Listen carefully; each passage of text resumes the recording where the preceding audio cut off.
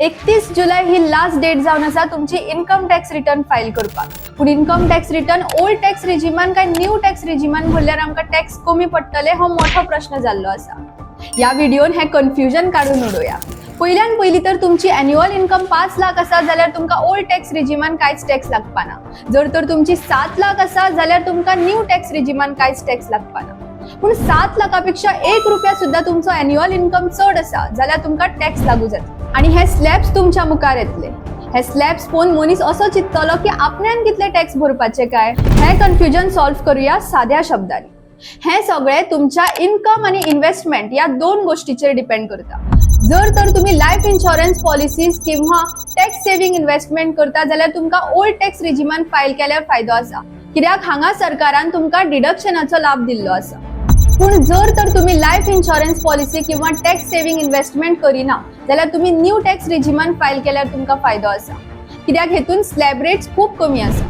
Investment जाली, आता इनकमाचेर हे सगळे कशे डिपेंड आसा ते पळोवन घेऊया। धरा जर तर तुमची एन्युअल इनकम 10 लाख आसा जाल्यार ओल्ड टॅक्स रेजिमाच्या हिशोबान तुमकां डिडक्शन मेळटले।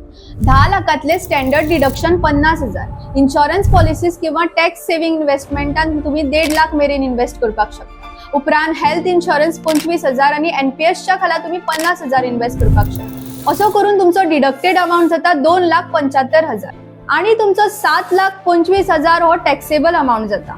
या 7,25,000चेर तुमकां टॅक्स भरचे पडटले 57,500 रुपया।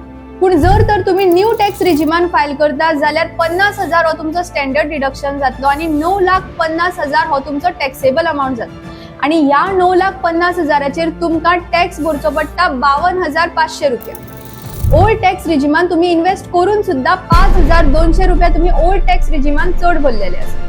हे जाले 10 लाखाचे। पण जर तर तुमची एन्युअल इनकम 8 लाख आसा जाल्यार ओल्ड टॅक्स रेजिमान काय न्यू टॅक्स रेजिमान फायदो जातलो ते पळोवन घेऊया। ओल्ड टॅक्स रेजिमान 8 लाखातले 2,75,000 डिडक्ट जातले आणि 5,25,000 हो तुमचो टॅक्सेबल अमाउंट। या 5,25,000चेर तुमकां टॅक्स भरचे पडटले 17,500 रुपया। पण जर तर तुम्ही न्यू टॅक्स रेजिमान फायल करता जाल्यार तुमचो अमाउंट जातलो 7,50,000 आणि हेजेर तुम्ही टॅक्स भरतले 30,000।